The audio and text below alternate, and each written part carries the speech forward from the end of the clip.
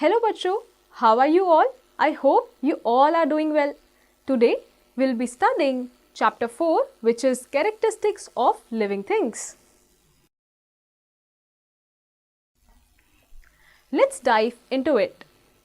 When we observe a cow grazing in the field, a dog running, a bird flying in the air, we immediately recognize them as living things. This is because of the movement, which is the most obvious characteristics of living things. The living things are often called organisms. But what about a car moving on the road or an aeroplane flying in the air? These things are non-living things. Apart from living and non-living thing, there is another category of thing which is called the dead things. Let's study more about living, non-living and dead things. Okay. तो आज हम लोग characteristics पढ़ने वाले हैं किसके? Living things के. तो अभी जैसे हम लोग देखते हैं अपने आसपास, अगर डॉग को देखते हैं, काऊ को देखते हैं और कुछ भी वो एक्टिविटी कर रहे होते हैं, लेट्स से ग्राइज कर रहे होते हैं या डॉग रन कर रहा होता है, बर्ड को देखते हैं फ्लाई करते हुए, तो हम उनको देखते तुरंत पहचान जाते हैं ना कि वो लिविंग है या नॉन लिविंग है बेस्ड ऑन देयर एक्शन. वहीं पे अगर कोई चीज़ मूवमेंट नहीं कर रही है तो उसके बेसिस पे हम उसको बोल देते हैं कि नॉन लिविंग है. वहीं पे एक थर्ड कैटेगरी और क्या है?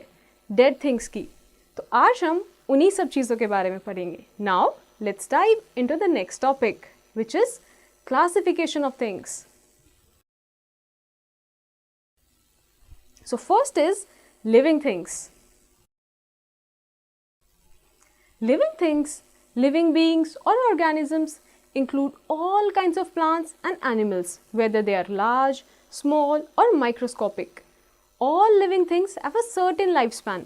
They respire, they reproduce, they grow and live for some time and perish after leaving some offspring.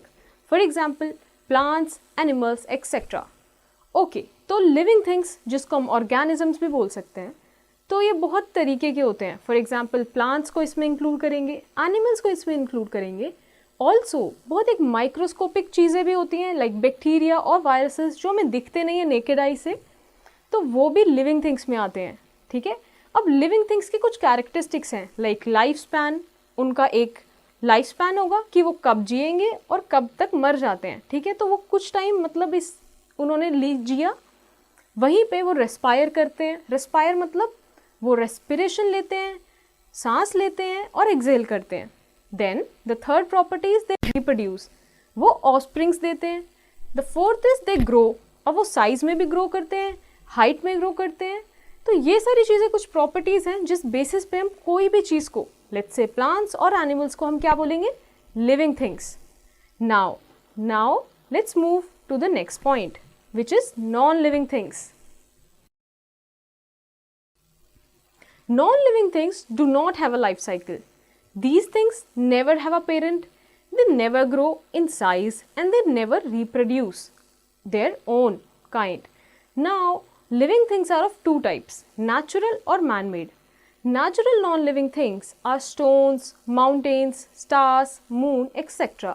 Things like cycle, car, toy, etc. are made up of non-living things. तो non-living things ऐसी होती है जिसका कोई life cycle नहीं होता, कोई cyclicity नहीं है, ना वो बर्थ है, ना डेथ है और ना वापस से बर्थ है. तो जैसे कि इनके कोई पेरेंट नहीं होते, ना ये साइज में ग्रो करते हैं, ना ये रिप्रोड्यूस कर सकते हैं. All right. यही चीज़ें जो हम लोगों ने लिविंग थिंग्स में देखी थी, ये कैरेक्टरिस्टिक्स जो हमें नॉन लिविंग थिंग्स में देखने को नहीं मिलेंगी. All right. अब नॉन लिविंग थिंग्स भी दो तरीके की हैं, एक है नेचुरल, एक है man made. Natural non living things जैसे स्टोन्स, माउंटेन्स, स्टार्स, जो भी हमें नेचर में दिख रहा है. All right. बट वहीं पे man made natural non living things क्या होगा? जैसे कि साइकिल, कार, टॉय, ये सारी चीज़ें क्या मैन ने बनाई है. That is why it is non as man made non living things. Now let's move to the next topic which is dead things. Dead things are those which have once formed a part of the entire living animal or plant, but now they show no trace of life. For example, a piece of dry wood, a piece of dry bone, a piece of leather. अब dead things क्या होती है? अब dead things वो चीज़ें हैं जो कभी लाइफ का पार्ट रही थी. बट अब उसमें कोई भी ऐसा पॉइंट नहीं है, कोई भी एक ऐसा साइन नहीं है जिससे हम उनको लाइव बोल सके. फॉर एग्जाम्पल ड्राई वुड, अब उसमें कोई भी लिविंग बीइंग का साइन नहीं है. वहीं पे like for example dry bone, अब उसमें कोई भी ग्रोथ का ऑप्शन नहीं है. All right, so these are called as dead things. Now, let's study one more information. An ecosystem is a place such as a rooting log, a forest, or even a schoolyard where interaction between living and non-living things occur. तो एक ecosystem क्या होता है? जहाँ पे living और non-living things का एक interaction है. All right? उसको हम बोलते हैं ecosystem. Now, let's move to the next page.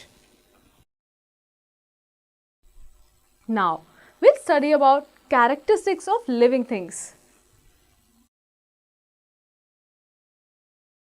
The different characteristics of living things are as follows. So, the first characteristic is made up of cells.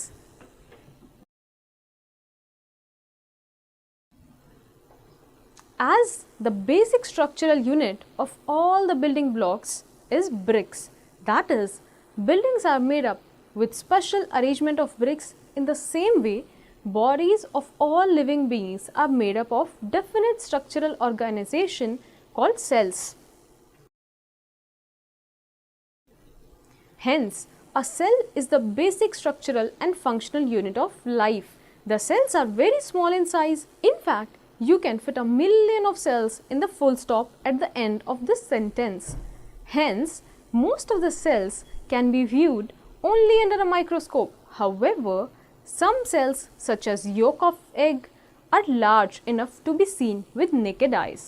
So, first characteristics क्या है कोई भी चीज़ को living होने का? That it is made up of cells. अब cells क्या होती है?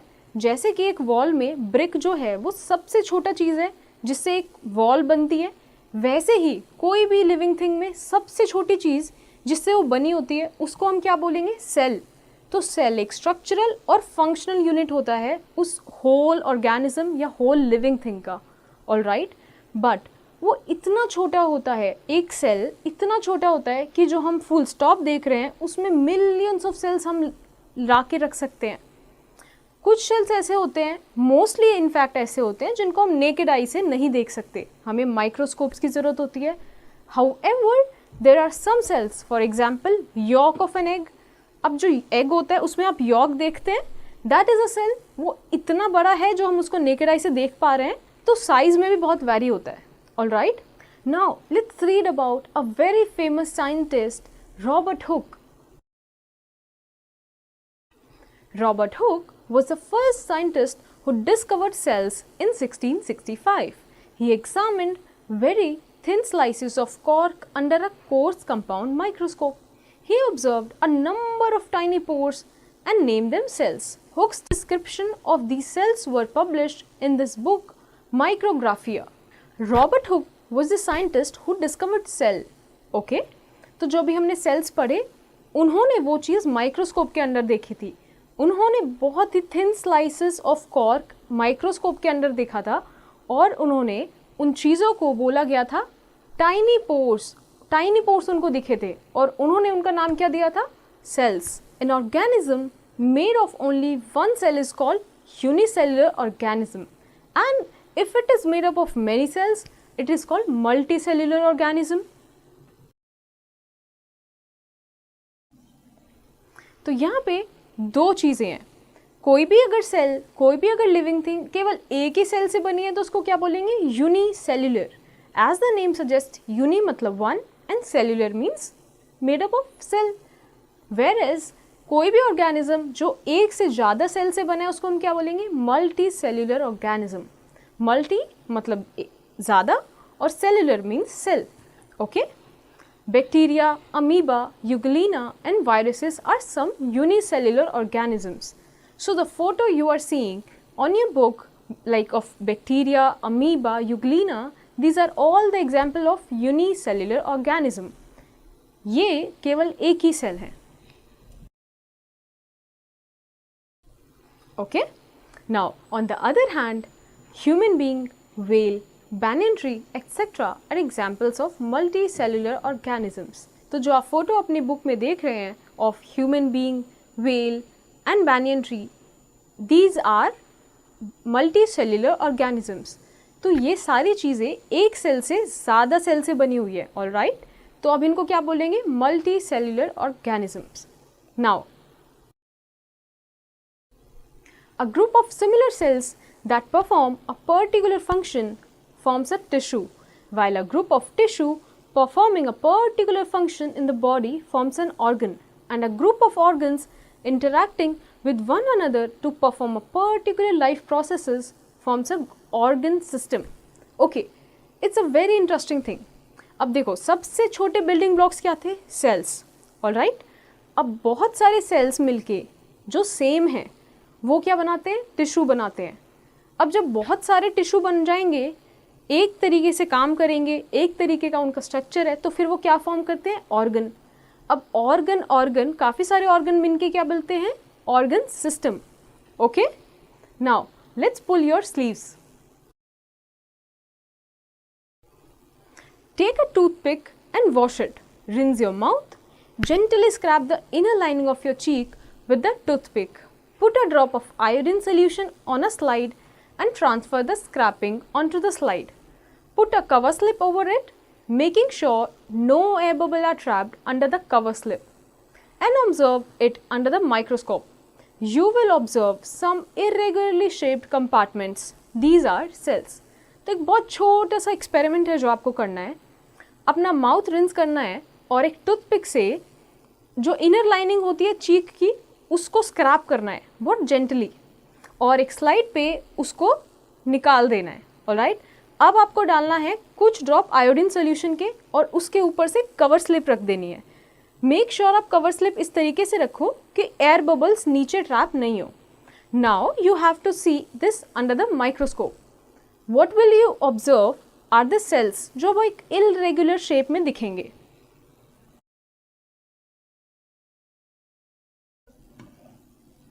आपको कुछ ऐसा माइक्रोस्कोप के नीचे दिख सकता है. Now let's move to the next page. Now let's move to a next topic which is need food. This is the second characteristics of being a living organism.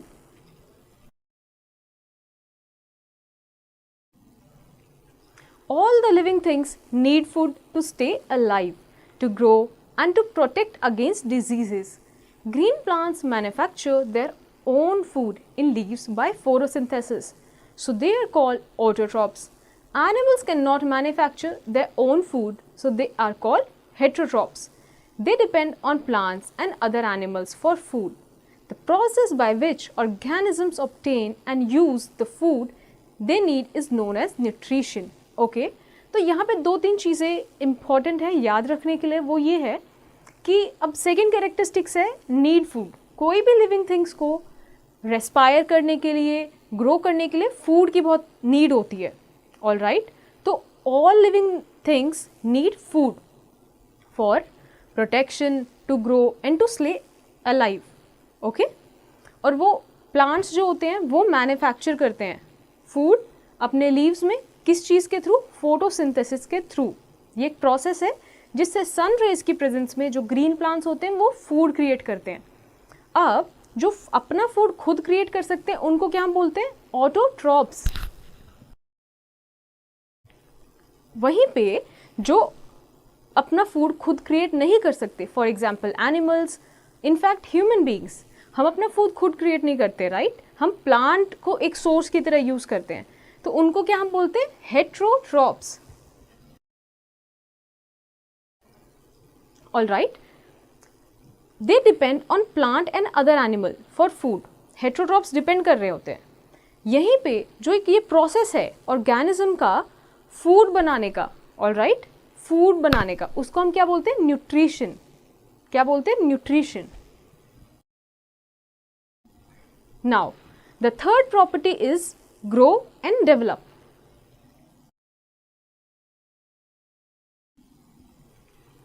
All living things grow up to a certain period of their life. Seed develops into a sapling and then into a tree. a baby grows into an adult, a kitten grows into a cat, a pup grows into a dog, and so on. Different organisms have different growth patterns. In animals, growth is very slow and gradual, and they grow up to a certain period.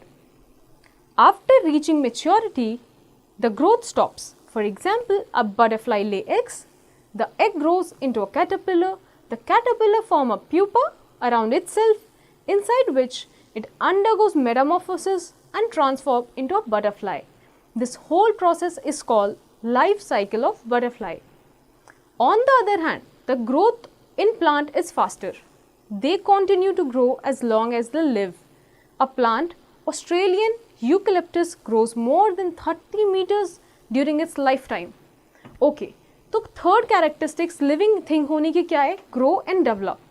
कोई भी living जो thing है वो grow भी करेगी और develop करेगी. Alright, जैसे कि जो किटन है वो कैट में बन जाता है, बेबी ग्रो होके अडल्ट में बन जाता है, so on and so fourth. यहाँ पे हम एग्जाम्पल देखते हैं किसका? बटरफ्लाई का. ऑलराइट, जो बटरफ्लाई है उसकी लाइफ साइकिल में एग से स्टार्ट होता है, नेक्स्ट वो लार्वा में ग्रो होता है. ऑलराइट, लार्वा जब ग्रो होता है विद टाइम तो वो किस में क्रिएट होता है? प्यूपा में क्रिएट होता है. जो प्यूपा है वो विद ग्रोथ किस में डेवलप होता है? बटरफ्लाई में डेवलप हो जाता है. ऑलराइट, अब बटरफ्लाई जब वापस से एग देगी तो वो साइकिल रिपीट हो जाता है. So this is the life cycle of butterfly. इसमें हमने क्या देखा? ग्रोथ देखा और डेवलपमेंट देखा. ऑलराइट, वहीं पे जो प्लांट्स होते हैं उनमें जो ग्रोथ होता है वो फास्टर होती है. अभी हम लोगों ने बटरफ्लाई देखा विच इज एन एनिमल. यहाँ पे ग्रोथ थोड़ी स्लो होती है, बट वहीं पे जो प्लांट्स होते हैं उनकी ग्रोथ फास्टर होती है और वो लाइफ लॉन्ग चलती है जब तक वो डेड ही नहीं हो जाते. ऑलराइट, एक एग्जाम्पल है प्लांट का विच इज ऑस्ट्रेलियन यूकलिप्टस, जो अपने लाइफ टाइम में कितना ग्रो करता है? 30 मीटर्स तक, 30 मीटर्स की हाइट तक. Alright, now let's dive into an information.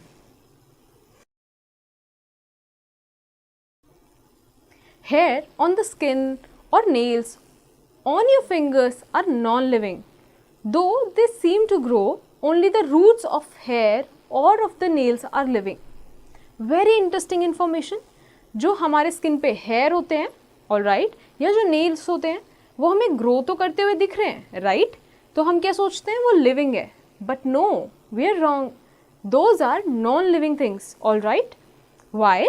जो उनके रूट्स होते हैं केवल वो लिविंग है. ओके, जो उनका एक एक्सटेंडेड पार्ट है जो हमें हेयर के रूप में दिखता है वो एक नॉन लिविंग थिंग है. Okay, now let's find an answer to a question. A snowball grows when you roll it over fresh snow. Why is it not a living thing? Very interesting question. Based on our understanding until now, you have to find the answer to this question. Alright, now let's dive to one more fact that you must know. The growth of a particular region of your body is called local growth. It helps in repairing worn out or damaged tissues. When you are wounded, the edges of skin around wound grow and heal it. Fractured bones rejoin by local growth and repair. Local growth is commonly seen in lizards. Lizards often break off their tail to escape danger. The tail regenerates after a certain period of time. Okay, तो यहाँ पे क्या बोल रहा है कि कोई भी एक पर्टिकुलर रीजन में जो ग्रोथ होती है उसको हम क्या बोलते हैं? Local growth. ओके, अब लोकल ग्रोथ का इम्पोर्टेंस क्या है? जो भी हमारा रिपेयर वाउंड होता है, ठीक है, जो भी हम लोग चोट लग जाती है वो हील कैसे होती है? वो होती है लोकल ग्रोथ से. For example, in fact in case of lizard where the tail gets broken off because to escape the danger, वहाँ पे भी जो टेल है वो रीजनरेट हो जाती है. All right, so this growth would be called local growth. Now let's move to the next point, which is respire, and it is the fourth characteristic. Living things need energy for various life processes. They obtain their energy by burning food in the presence of oxygen. The release of energy due to the oxidation of food is called respiration. Respiration is a chemical process and is performed by mitochondria of cells of plants and animals. Alright, तो respiration क्यों हो रहा है? Respiration characteristics कैसे है? तो जो हर living thing है उसको अपना वेरियस लाइफ प्रोसेस करने में या फिर ग्रो करने में उसको एनर्जी चाहिए, तो अब उसको एनर्जी कहाँ से मिलेगी? फूड से मिलेगी। तो जो फूड है उसका ऑक्सीडेशन होता है, ऑक्सीडेशन मतलब ब्रेक डाउन होता है, जिसकी वजह से वो जो एनर्जी है वो निकाल पाता है, उसको हम बोलते हैं रेस्पिरेशन। अब ये केमिकल प्रोसेस है जो माइटोकॉन्ड्रिया में होता है। माइटोकॉन्ड्रिया हर सेल में प्रेजेंट होता है, ईदर इट इज़ एनिमल और प्लांट, और ये जो प्रोसेस है वो माइटोकॉन्ड्रिया में हो रहा है जहाँ से एनर्जी निकल पाती है। All right, the process of respiration is 2 stages. And now let's understand these 2 stages. First is external respiration or breathing, which involves taking in oxygen and giving out carbon dioxide. तो first stage क्या है? External respiration, या फिर इसको हम बोलते हैं breathing. ठीक है, इसमें क्या होता है, हम ऑक्सीजन बाहर से लेते हैं और अपने बॉडी के अंदर से जो कार्बन डाइऑक्साइड है उसको बाहर छोड़ देते हैं, बाहर एक्सेल कर देते हैं।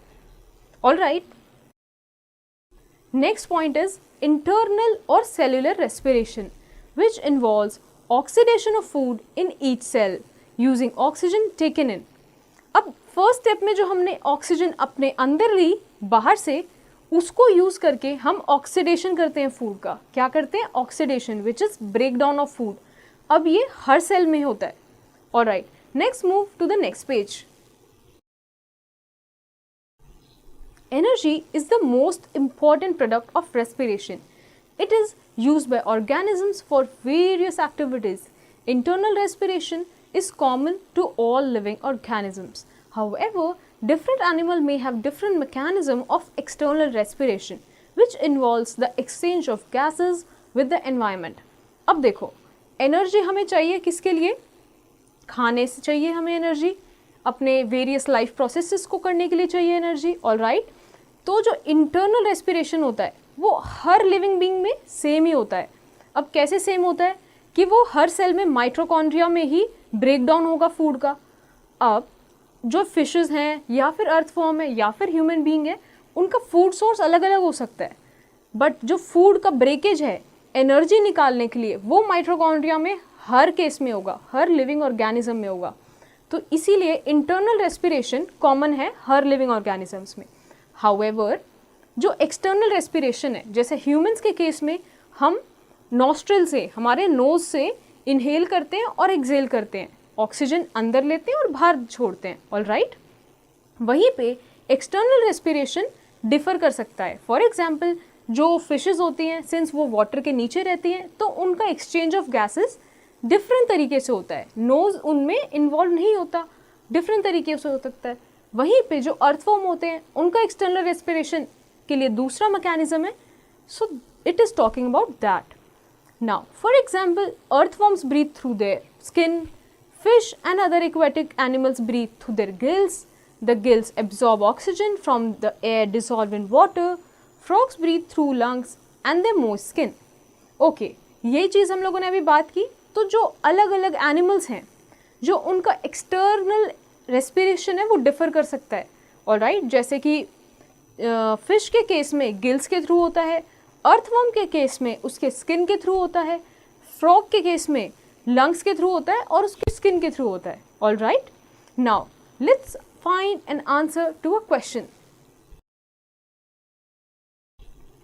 Dolphins and whales do not have gills, yet they breathe in water. How? Do you know? Dolphins और whales के पास गिल्स नहीं होता, although अभी हम लोगों ने ऊपर क्या पढ़ा, फिशेस जो होती हैं वो गिल्स के थ्रू करती हैं, बट डॉल्फिन्स एंड whales के पास गिल्स ही नहीं होते। So you have to find this out how they breathe in water. All right. Now let's move to another information. Insects breathe through air holes in their bodies. These holes are called spiracles. The spiracles lead to the air tubes called trachea, which form a fine network that reach every cell of the body. Okay, तो अभी हम लोगों ने different organisms का देखा कि external respiration कैसे होता है, वहीं पे जो इंसेक्ट्स होते हैं वो कैसे ब्रीथ करते हैं। उनके पूरी बॉडी पे एक बहुत छोटे छोटे छोटे होल्स होते हैं जिनकी वजह से वो बाहर से ऑक्सीजन लेते हैं। उन होल्स को क्या हम बोलते हैं? स्पायरिकल्स। यही स्पायरिकल्स, यही जो होल्स हैं वो आके जाके एयर ट्यूब्स में कन्वर्ट हो जाते हैं। उनको क्या बोलते हैं? ट्रैकिया। और ये बहुत ही एक फाइन नेटवर्क बनाते हैं, बहुत ही एक फाइन नेटवर्क बनाते हैं जिसकी वजह से हर एक सेल में, हर एक इंसेक्ट के सेल में ऑक्सीजन पहुंच पाता है। Isn't it interesting? Okay, now see what happens in plants. Plants also respire to obtain energy from the food they synthesize by photosynthesis. Exchange of gases in plants mainly take place through tiny pores called stomata in their leaves. During respiration, plants use the oxygen and give out carbon dioxide in the air, whereas during photosynthesis, plants use carbon dioxide of air to produce their own food. Photosynthesis in plants takes place during the daytime, whereas the respiration in them takes place in the day and night. Alright, अभी हमने different living organisms का देखा, वहीं पे plants में कैसे respiration होता है। प्लांट्स में रेस्पिरेशन होता है, प्लांट्स कैसे अपनी एनर्जी बनाते हैं? फोटोसिंथेसिस के through. Exchange of gases in plants कैसे होते हैं? उनमें भी टाइनी पोर्स होते हैं, जो उनके लीव्स होते हैं उसमें होता है स्टोमेटा, ऑलराइट, जहाँ से वो एयर का एक्सचेंज करते हैं। अब रेस्पिरेशन के टाइम क्या होता है कि जो प्लांट्स होते हैं वो ऑक्सीजन यूज़ करते हैं और कार्बन डाइऑक्साइड दे देते हैं बाहर, alright. Where as during photosynthesis, अब फोटोसिंथेसिस के थ्रू क्या हो रहा है? जब सन से अपना खाना बना रहा है plant, alright, this is called as photosynthesis. इस टाइम क्या हो रहा है? जो प्लांट है वो कार्बन डाइऑक्साइड जो बाहर ऑक्सीजन में प्रेजेंट है वो यूज कर रहा है as what? As their food. Photosynthesis जो प्लांट्स में है वो डे टाइम पे होता है क्योंकि सन चाहिए, ठीक है, as simple as it is. और जो रेस्पिरेशन होता है प्लांट में वो डे टाइम में भी चलता है, नाइट टाइम में भी चलता है। Okay, this is a very good photo to understand this concept. Now let's move to the next topic, pull your sleeves up. Now take 15 seeds of pea, place them in a moist towel, sprinkle water or moist these seeds from time to time. Hang seeds in a jar having lime water in it. Make sure that seeds along with towel do not touch the lime water. Is there any change in the jar? Yes, the lime water turns milky. Can you tell why this happened? Okay, seeds in the jar respire as they germinate. The carbon dioxide produced by them turns lime water milky. It shows that the plants also respire. Okay, this is a very interesting experiment. So what you have to do, you have to take 15 seeds of pea, all right, उनको एक पतले से towel में बांध लेना है और उस पर स्प्रिंकल कर देना है थोड़ा सा वाटर, या उसको बेसिकली मॉइस्ट कर देना है, ऑल राइट। अब उसको एक जार के अंदर लटका देना है और जार के अंदर एक लाइम वाटर रख देना है। लाइम वाटर मतलब सॉल्टी वाटर रख सकते हो आप, और उसको बंद कर देना है और उसको इस तरीके से प्लेस करना है कि जो आपने पी रखा है मॉइस्ट करके वो लाइम वाटर को टच ना करे। अब कुछ टाइम उसको ऐसे ही छोड़ देना है और फिर ऑब्जर्व करना है। तो आप देखोगे कि जो लाइम वाटर है वो मिल्की टर्न हो गया है, ऑलराइट। तो क्या आप बता सकते हो कि वो क्यों टर्न हुआ है? सो हेयर्स द आंसर। जो सीड्स हैं जार में वो भी जर्मिनेट कर रही हैं, ग्रो कर रही हैं, तो वो रेस्पिरेशन भी कर रही है, alright.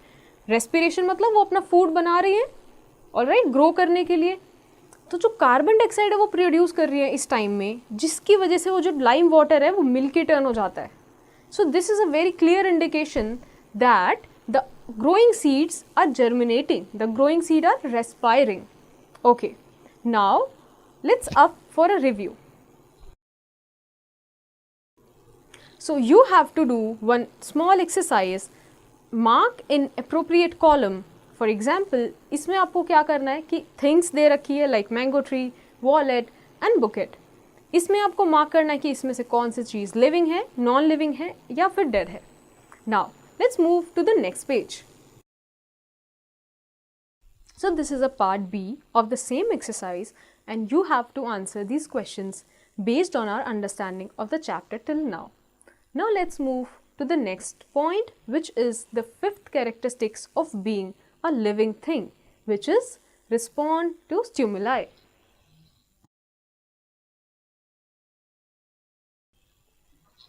All living things react to changes around them.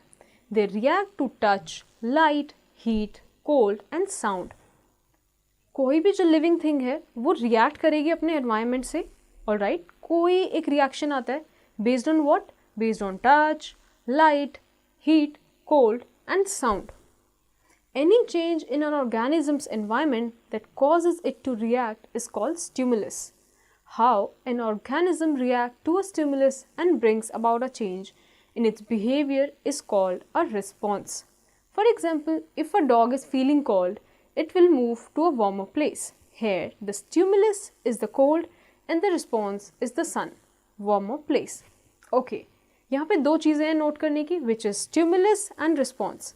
अब कोई भी जो चीज़ जो एनवायरनमेंट पे प्रेजेंट है जो हमें रिएक्ट करने के लिए मजबूर कर देती है, उसको क्या हम बोलते हैं? Stimulus.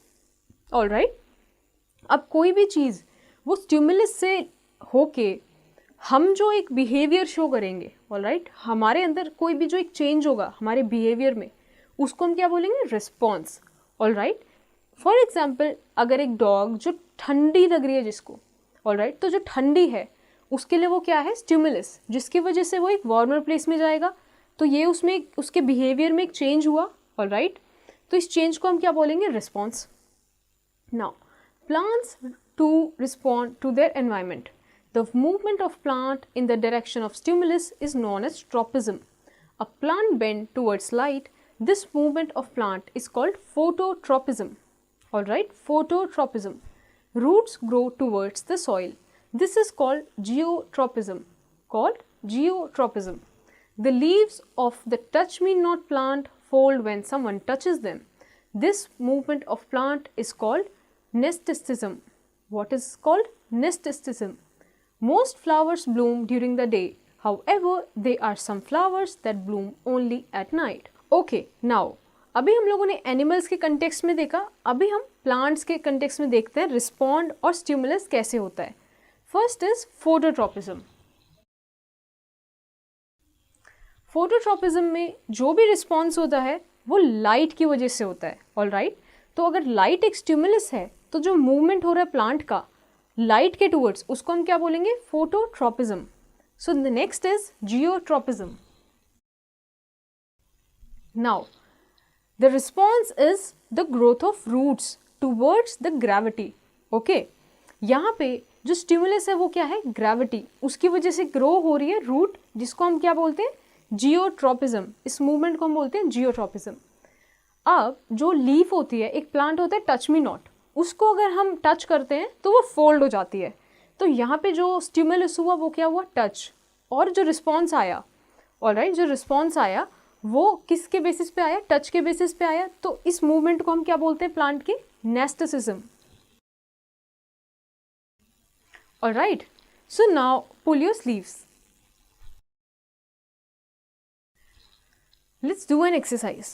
Place a potted plant in a room, a little away from a window through which sunlight enters, sometimes during the day. Continue watering the plant for a few days. Does the plant grow upright like other plants out in the open? Note the direction in which it bends. You will notice that the plant bends towards the window from where sunlight enters.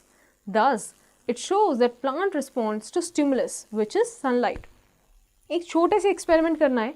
आपको एक dark room में एक growing plant रखना है, एक pot रखना है जिसमें ऑलरेडी एक प्लांट ग्रो होता है. अब उसको विंडो से थोड़ा दूर रखना है और विंडो के थ्रू जब सनलाइट आएगी तो आपको ये चीज़ ऑब्जर्व करना है कि प्लांट कैसे ग्रो कर रहा है. ठीक है, तो आपको ये देखना है कि क्या प्लांट जैसे पहले ग्रो कर रहा था अपराइट ऊपर की पोजीशन में वैसे ही ग्रो कर रहा है, या फिर उसका मूवमेंट जो है उसकी ग्रोथ का मूवमेंट चेंज हुआ है. So what you will notice is that the movement of growth has changed.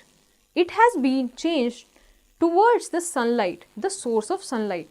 Okay, तो यहाँ पे ये एग्जाम्पल किसका है? फोटोट्रोपिज्म का, क्योंकि ग्रोथ लाइट के टूवर्ड्स हो रहा है. All right, now let's do one more exercise.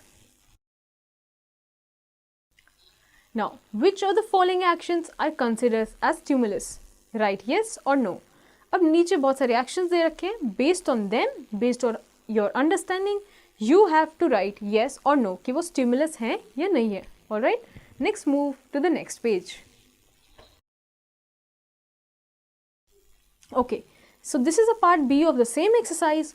You have to tick the correct and cross for the statements that are wrong and right. Alright. Now, the sixth point of being a living thing is the excrete. Alright.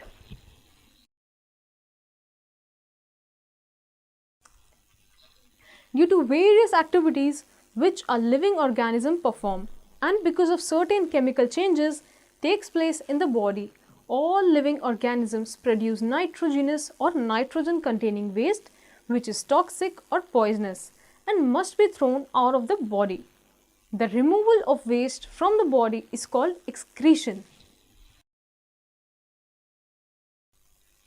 In human beings and other animals like dogs, cats, etc., certain harmful substances like urea are released through urine. Excess water along with salts are given out as sweat through skin.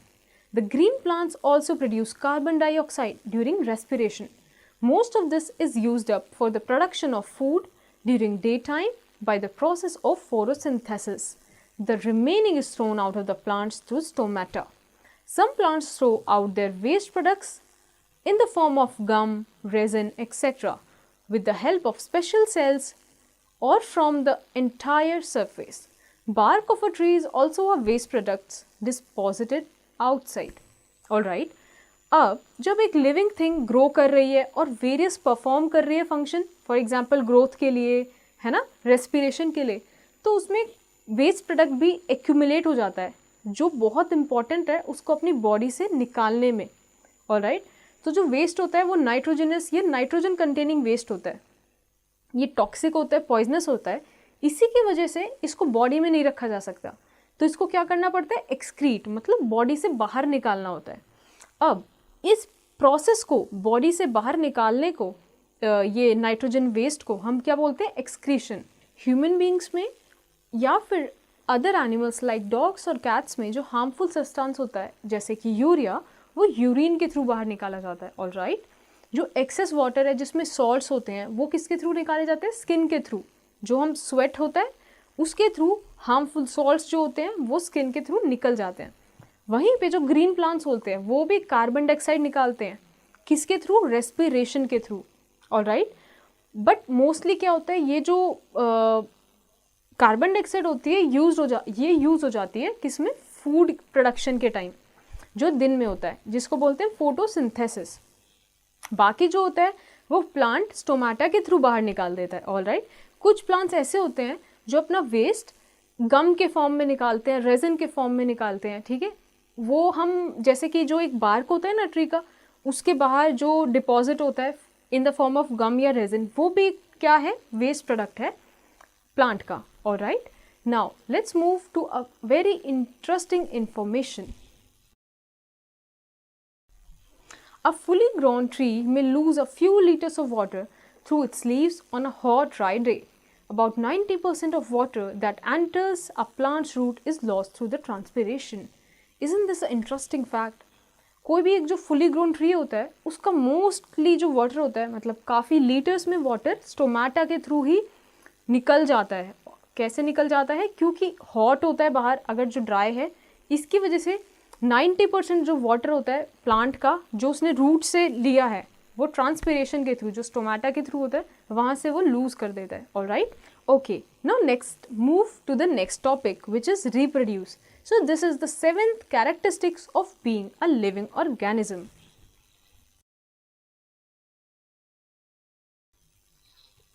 All living things have the ability to duplicate themselves or produce new individuals resembling in all essential features. They bring their young ones into the world through the process called reproduction. These young ones takes the place of the parent in due course. This is how the continuity of every living race is maintained. Different living things reproduce in different ways. Some plants reproduce seeds to grow that into the new plant, while some plants like mushrooms reproduce from seeds like parts called spores. Still, some plants go differently from parent plant. Human beings, giraffes, elephants, lions, dogs, and some other animals reproduce by giving birth to babies, while some other animals like birds, snakes, crocodile, fishes, hens, bees, and butterflies reproduce by laying eggs. All right. तो ये 7th characteristics है कोई भी चीज़ को living thing होने के लिए. तो अगर लिविंग थिंग है तो वो रिप्रोड्यूस करेगा. हमने बात की थी ना साइक्लिसिटी की, तो वहीं पे वो अपने आप को ड्यूप्लीकेट करता है. ऑल राइट, वो नए इंडिविजुअल्स बनाता है अपने ही जैसे, ताकि उसका जो लाइफ प्रोसेस है वो एक कंटिन्यूटी में रहे. ओके, तो ये जो यंग वंस को बर्थ देने की बात की गई है, इस प्रोसेस को हम क्या बोलते हैं? रिप्रोडक्शन. ऑल राइट, अब जो प्लांट्स हैं वो कैसे रिप्रोड्यूस करते हैं? वो अब सीड के थ्रू करते हैं. जो उनके प्लांट होता है वो सीड बनाता है नहीं, और अगर वापस से वो सीड ग्रो हो जाती है तो एक नया प्लांट बन जाता है. ऑल राइट, तो एक डुप्लीकेट ग्रो हो गया. वैसे ही जो मशरूम्स होते हैं वो किस तरीके से ग्रो होते हैं? उनके सीड को हम बोलते हैं स्पोर्स. वो स्पोर्स से ग्रो होते हैं. वहीं पे जो ह्यूमंस होते हैं या जो एलिफेंट्स हैं या बहुत सारे एनिमल्स हैं, वो यंग वंस को या वो बेबीज़ को बर्थ देते हैं. ऑल राइट, वो एक डुप्लीकेट को ही जन्म देते हैं. वहीं पे जो कुछ एनिमल्स हैं जैसे बर्ड्स, स्नेक्स की बात हो गई, वो एग को ले करते हैं. ऑल राइट, एग्स को ले करते हैं. वहाँ से वो एक नया डुप्लीकेट उनके जैसा प्रोड्यूस करते हैं. उनको बोलते हैं offsprings. All right, so now let's move to the 8th point. 8th characteristics of being a living organism, which is show movement.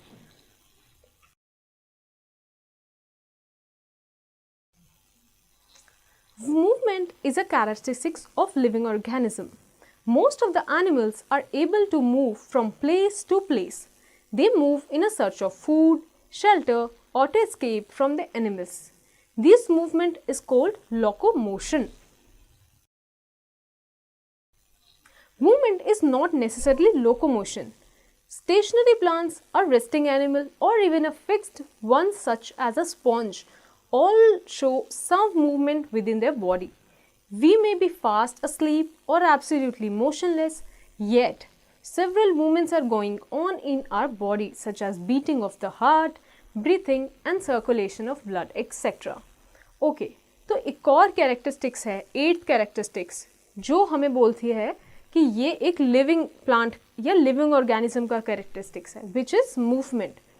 तो या फिर एनिमल, जैसे कि काफ़ी सारे जो एनिमल्स होते हैं वो मूव करते हैं. लोकोमोशन जिसको बोलते हैं, मूवमेंट करते हैं.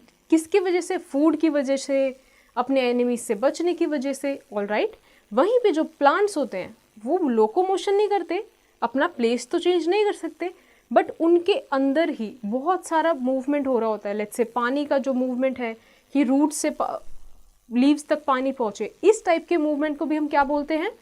और भी अदर मूवमेंट है, जैसे कि अगर हम अपने बॉडी की बात करें, एनिमल की बात करें, तो हार्ट बीट कर रहा है, ब्रीथिंग हो रहा है, सर्कुलेशन हो रहा है. So this is all known as locomotion. All right, now let's move to the next page. Locomotion, whenever it occurs, is the result of the movement of the internal organs such as the movement of muscles and bones. Even very small animals like the microscopic amoeba show almost continuous movement. Alright, तो locomotion में internal movement होता है. किसका? organs का. Let's say muscle का movement देखेंगे कि हम, bones का movement होता है. In fact, जो microscopic animals हैं, जो माइक्रोस्कोपिक ऑर्गेनिजम्स है लाइक अमीबा, उसका भी मूवमेंट होता है. इनफैक्ट वो कॉन्टिन्यूस मूवमेंट शो करते हैं. Plants are stationary but they also show movement in certain parts. For example, the roots bend towards moisture in the soil, a twister slowly turns around a supporter, etcetera. ये movement तो हम लोगों ने देखा भी organisms के, जैसे कि एनिमल्स के केस में कैसे होता है. वहीं पे plants although they are stationary but also they show movement. अब वो कैसे होता है? जैसे कि जो रूट्स है वो मॉइस्चर के टूवर्ड्स बेंड करती है, और राइट कोई भी जो एक प्लांट है जो ट्विस्टर है वो स्लोली एक सपोर्ट की तरफ मूव करेगा, और right many non living things also move about, but such movements are not self-induced, that is, not produced from within. On the other hand, the movement of living thing are for a definite purpose and contribute to the organism's welfare, and these movements originate from within the organisms. Alright, तो अब non living और living things में दोनों में ही movement होता है, but जो non living things में मूवमेंट होता है वो कोई पर्पस से रिलेटेड नहीं होता, ऑल राइट, और वो सेल्फ इंड्यूस नहीं होता, वो अंदर से नहीं आ रहा होता। वहीं पे जो लिविंग थिंग्स में मूवमेंट है वो एक पर्पस के लिए होता है, ऑल राइट, उसका एक डेफिनेट पर्पस होता है जिसकी वजह से वो सेल्फ इंड्यूस्ड होता है। फॉर एग्जाम्पल, अगर रूट का जो मूवमेंट है वो किसी पर्पस की वजह से हो रहा है, पर्पस क्या है कि उसको पानी चाहिए, कि प्लांट को मॉइस्चर चाहिए, इसीलिए रूट ने मॉइस्चर के टूवर्ड्स बेंड किया, ऑल राइट। ट्विस्टर को एक सपोर्ट चाहिए था ताकि वो अपवर्ड ग्रो कर सके, ऑल राइट, तो ये उसका पर्पस है। Okay, now let's find an answer to a question. Why do plants roots grow towards gravity? जो प्लांट की रूट्स होती है वो ग्रेविटी के टूवर्ड्स क्यों मूव करती है? We have studied this, so you have to find this answer yourself. Now let's move to the next topic. The point is have lifespan. So this is the 9th characteristics of being a living organism.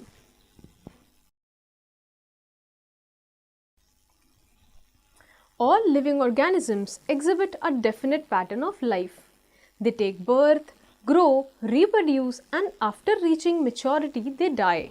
The period of time that an organism is expected to live is called its lifespan. The lifespan of living things can vary significantly. Different organisms have different lifespans. For example, some bacteria and insects perform all their activities and then die within a couple of hours. Other organisms can live for many years. For example, an elephant can live for about 100 years. The bristlecone pine tree has the longest lifespan. It can live for about 5,000 years. Even these long-lived organisms will eventually die. Alright, तो अब एक हर living organism की एक और property क्या है, क्योंकि उसका एक लाइफ स्पैन होगा, कि एक डेफिनेट पीरियड होगा जिसमें वो बर्थ लेगा और फिर उसके बाद वो मर जाएगा। ऑलराइट, ये जो टाइम पीरियड है बर्थ से लेके डेथ तक का, उसको हम क्या बोलते हैं? Life span. ये लाइफ स्पैन वेरी करता है हर ऑर्गेनिज्म में। बैक्टीरिया है, माउस है, एलिफेंट है, सबका अलग होता है। किसी किसी का तो बहुत ही छोटा लाइफ स्पैन होता है, like just with some hours, जिसमें उसने एक पर्टिकुलर फंक्शन परफॉर्म किया, रिस्पायर किया, रिप्रोड्यूस किया और फिर उसका डेथ हो जाता है। ऑलराइट, जैसे कि कुछ बैक्टीरिया होते हैं जो कुछ परफॉर्म करते हैं, या कुछ इंसेक्ट्स होते हैं और फिर वो मर जाते हैं। ऑलराइट, एक एग्जाम्पल है ब्रिस्टल कॉन पाइन। एक ये ट्री है जिसका लॉन्गेस्ट लाइफ स्पैन है which is 5000 years. Alright, but एक डेफिनेट चीज़ यहाँ पे है कि हर लिविंग ऑर्गेनिज्म जो बर्थ हुआ है उसका डेथ भी होगा ही होगा। Alright, so there is an average lifespan of some organism which is given in this table, okay, which is of the bacteria, housefly, mouse, man, tortoise and dog, and so you can see the variation in these lifespans. Okay, now let's understand the difference between living and non-living things. The difference between living things and non-living things can be summarized in the following table. So, living things are made up of cells, whereas non-living things are not made up of cells, right? They need food and air to stay alive, but non-living things do not need food or air to stay alive. All right? Living things respire to break down organic matter and release energy, whereas non-living things do not respire. They follow a life cycle of growth and finally die, whereas non-living things, they do not grow or die. Living things, they reproduce new offspring, whereas non-living things, they do not reproduce at all. Now, living things move from place to place on their own, whereas non-living things do not move on their own. Living things, they respond to stimuli. Non-living things do not respond to stimuli. Living things excrete and get rid of waste, whereas long-living things do not get rid of wastes. Now, let's move to the next page. Now, we'll study about organisms showing characteristics of living and non-living things.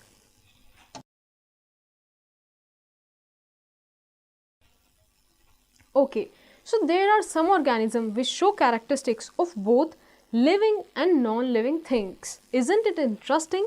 They are viruses and are like puzzle to people who study biology. Viruses need to be inside living cells to grow and reproduce. Most viruses cannot survive for long if they are not inside a living thing. When viruses get inside living bodies, they multiply and make people sick. Viruses can cause chickenpoxes, measles, flu and many other diseases. They also cause many diseases in plants. They can make changes in the color of leaves and flowers or can make leaves and stem twisted.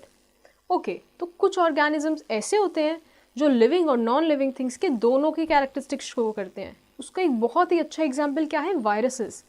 जो भी अभी तक जो biologist हैं, जिन्होंने भी viruses को पढ़ा है, उनके लिए virus एक puzzle की तरह ही रहा है. क्यों?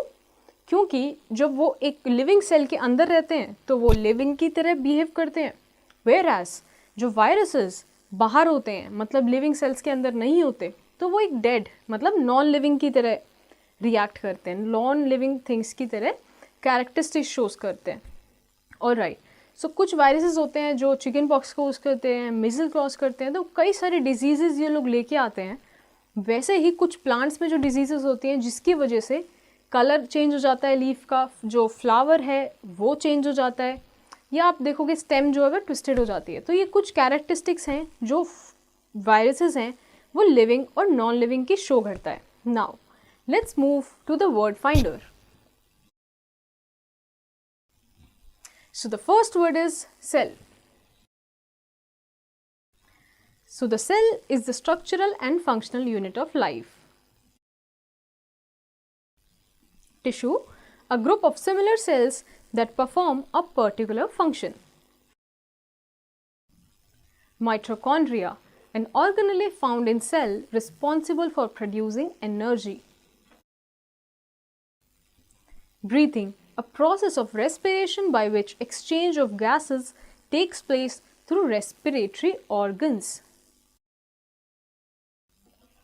Stomata, the tiny pores through which a plant exchanges gases. Stimulus, change in the organism's environment that makes it react. Response, reaction to the stimulus resulting in a change of behavior. Excretion, the process of elimination of waste products from the body. Reproduction, process by which living beings produce new individuals of their own kind.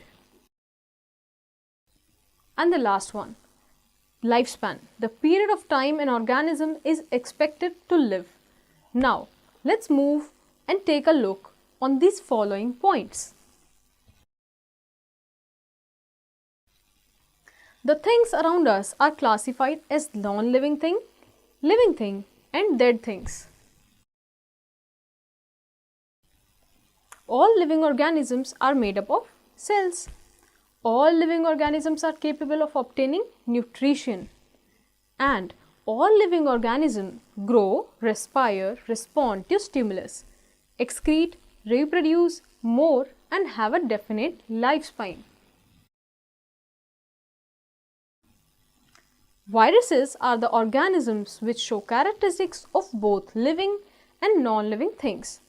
Okay, so now I hope that you have understood this chapter very well और आपको ये बहुत अच्छे से समझ आया होगा. So now you have some questions to answer. Based on your understanding, I would like you to perform these exercises on your own in your homework.